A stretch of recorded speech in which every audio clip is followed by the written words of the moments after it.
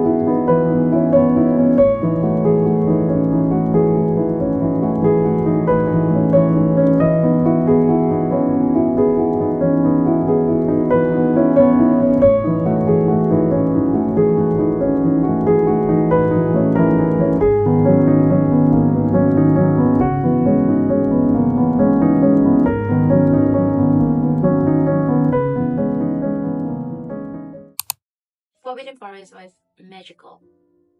That's the word. I feel like I actually walk into the fantasy of the book that I've read throughout my childhood, and it was the closest idea of how the world building in that book was interpreted in reality. And I had so much fun. Even though there's nothing magical about the weather was hot, was humid. It makes sense because we're here in Southeast Asia and it was set up outdoor in an actual forest. So we were drenching in sweat as we walked through the forest and finishing all the exhibitions for I think for 45 minutes. We did not get to visit the indie bookstore, but we found another bookstore back in JB, back in Johor Bahru. The day after the event, I actually spent about 1 hour or two before we went back straight to KL. And I was book browsing. I didn't have any specific plan or specific books that I want to get because the plan was to get it in indie bookstore in Singapore, specific to Singaporean author. But I found few gems here and there from the bookshelf and took it with me, not just took it back, took them back with me, and I'm going to share with you guys later in this video.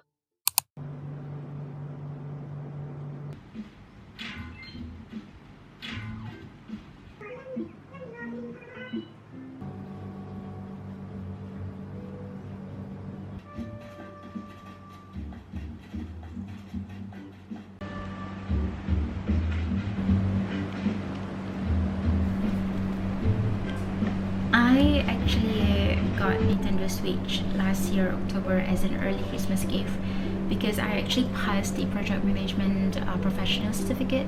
I spent a whole lot amount of time to prepare myself for the exam. It was 6 to 8 months last year, day in, day out. I really worked hard for it, and I really think I deserve this so much. And this year, in April, we just had an Eid celebrations, and on the second day of Eid celebration, my husband decided to bought me a gift, and he bought me Animal Crossing game. I think I'm a late bloomer, but a lot of people are posting how cool this game is, and I'm telling you, this game is an absolute banger. And this is also the reason I have not been reading for a while, because I have been busy building my universe in this game.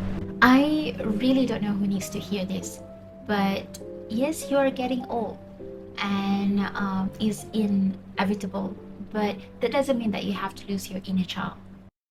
Good morning, guys. Today is 23rd of May and it's on Thursday, and I'm officially have turned 38. It's my birthday today. Happy birthday to me. Yay!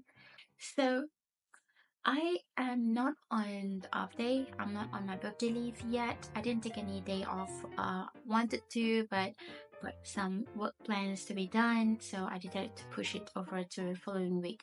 But as you can see, I had a good time at roller skating because yesterday was a public holiday, and we went out, have a good time roller skating, and have a good dinner.